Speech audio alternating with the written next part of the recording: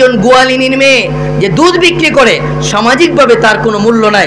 বর্তমানে যারা দুধ বিক্রি করে তাদের দাম আছে, কারণ এটা একটা বর্তমানে সম্মানের জিনিস হয়ে গেছে।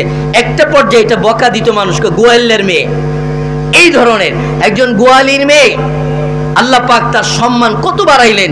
আজকে অর্ধজাহানের বাদশাহ হযরত উমরের ছেলের ঘরের বউ হয়ে গেল, হযরত উমরের পুত্রবধূ হয়ে গেল কে? একজন গোয়ালিনীর মেয়ে। কিসের যোগ্যতা? পড়ালেখার যোগ্যতা দিয়ে হয়েছে? সম্মানের যোগ্যতা, বংশ দিয়ে হয়েছে? না না না, তার ভিতরে একটা যোগ্যতা ছিল। সবাই বলেন সেই যোগ্যতাটার নাম কি? তাকওয়া ছিল। সুতরাং দুনিয়াতে যদি তাকওয়ার দ্বারা একজন গোয়ালিনের মেয়ে যদি রাজ দরবারের পুত্রবধূ হতে পারে, তাহলে আমরা যদি তাকওয়াবান হই, মুত্তাকি হই, পরেজগার হই, আল্লাহওয়ালা হই, আল্লাহওয়ালাদের সোহবতে এসে যদি আল্লাহওয়ালা হইতে পারি, আল্লাহওয়ালাদের পিছনে পিছনে যদি ছুটতে পারি, ইনশাআল্লাহ দুনিয়া আখেরাতে আল্লাহ পাক কি আমাদেরকে সম্মানিত করবেন না? আল্লাহ কি আমাদেরকে মর্যাদাবান করবেন না? আল্লাহ কি জান্নাত দিবেন না? অবশ্যই অবশ্যই আল্লাহ পাক জান্নাত দিবেন। তবে শর্ত হইল আমাদেরকে মুত্তাকি হইতে হবে, পরেজগার হইতে হবে, ভালো মানুষ হইতে হবে। আল্লাহ আমাদেরকে বুঝবার তৌফিক দান, বলেন আমিন। রাসূল করিম সাল্লাল্লাহু আলাইহি ওয়াসাল্লাম বললেন, ইয়া আইয়ুহান নাস, হে লোক সকল শোনো, আলা ইন্না রাব্বাকুম ওয়াহিদুন, নিশ্চয়ই তোমাদের রব হলো একজন। আমাদের রব কে? কয় আল্লাহ কত? এক সত্তা। আল্লাহ এক, অদ্বিতীয়, তার মুখাপেক্ষী সমকক্ষ কেউ হতে পারে না। আল্লাহ পাক আমাদের এক রব আল্লাহ। ওয়া ইন্না আবাকুম ওয়াহিদুন, আর তোমাদের আদি পিতাও কয়জন? নাম কি? হযরত আদম আলাইহিস সালাতু ওয়াস সালাম। হযরত আদম আলাইহিস সালাতু ওয়াস সালাম আমাদের আদি পিতা। নবীজি বলেন, আলা শুনে রাখো উম্মতেরা, লা ফাদলা লি আরাবিয়্যিন আলা আজামিয়্যিন। শোনো, অনারবের উপরে আরবের আলাদা কোনো মর্যাদা নাই, আলাদা কোনো শ্রেষ্ঠত্ব নাই।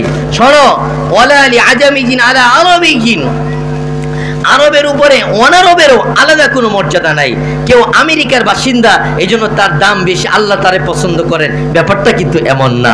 একজন কোটিপতি, আল্লাহ তাকে মহাব্বত করেন, ব্যাপারটা কিন্তু এমন না। একজন উচ্চ বংশের লোক, আল্লাহ তাকে পছন্দ করেন, ব্যাপারটা কিন্তু এমন না। আর উনি একজন জেলে মানুষ, এই জন্য আল্লাহ তাকে পছন্দ করেন না, ব্যাপারটা এমনও না। উনার টাকা পয়সা নাই, এই জন্য আল্লাহর কাছে সে দামি না, ব্যাপারটা কিন্তু এমন না। উনার টাকা পয়সা নাই, জিন্দিগিতে জান্নাতের বারান্দাও ঢুকতে পারবে না, ব্যাপারটা কিন্তু এমন না। উনি প্রেসিডেন্ট, উনিই জান্নাতে যাবেন, ব্যাপারটা কিন্তু এমন না। বরং জান্নাতি হওয়া যায় কিভাবে? তাকওয়ার মাধ্যমে। সুবহানাল্লাহি ওয়া বিহামদি। নবীজি বলেন, শোনো, লা আহমারা আলা আসওয়াদা, কৃষ্ণাঙ্গের উপরে শ্বেতাঙ্গের। কিছু মানুষের চেহারা আছে খুব সুন্দর, আর কিছু মানুষের চেহারা হইল কালো। শোনো, সুন্দর চেহারা হইলেই কালো চেহারার উপরে তার দাম বেড়ে যাবে, ব্যাপারটা কিন্তু এমন না। হযরত বেলালের চেহারা এত সুন্দর ছিল না, কিন্তু আল্লাহর কাছে তার দাম ছিল কি ছিল না? আল্লাহর কাছে তার দাম ছিল।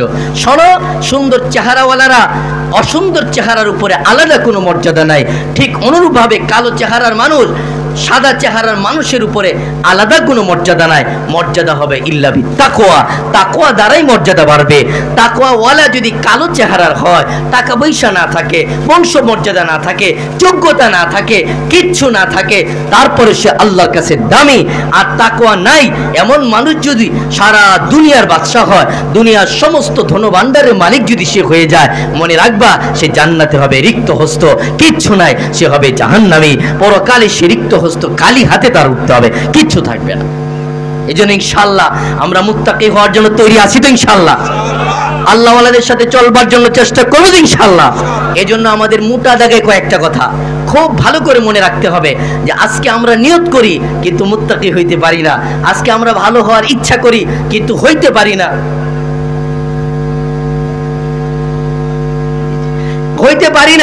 এর কারণ কি? কারণ হলো আমাদের চতুর্মুখী শয়তানের বেড়াজালে আবদ্ধ হয়ে গেছে। শয়তান আমাদের ডানে বামে সামনে পেছনে চতুর্দিক থেকে শয়তান এসে আমাদেরকে আক্রমণ করছে। শয়তানের মজবুত জাল ছিন্ন করে আল্লাহ পাকের দিকে এগিয়ে যাওয়ার স্পিড আগ্রহ আমাদের শেষ হয়ে যাচ্ছে। এজন্য আমাদের কি কাজ করতে হবে? ভালো মানুষের সাথে চলতে হবে, ভালো পরিবেশের সাথে থাকতে হবে, কোরআনের পরশ বোলাতে হবে, আল্লাহ পাকের জিকিরকে লাজিম করতে হবে। যদি এই আমলগুলো করতে পারি ইনশাআল্লাহ ইনশাআল্লাহ মুত্তাকি মুত্তাকি হয়ে কবরে যেতে পারবো ইনশাআল্লাহ। ভালো মানুষের সাথে চলতে হবে। আল্লাহ আমাদেরকে কবুল করুক।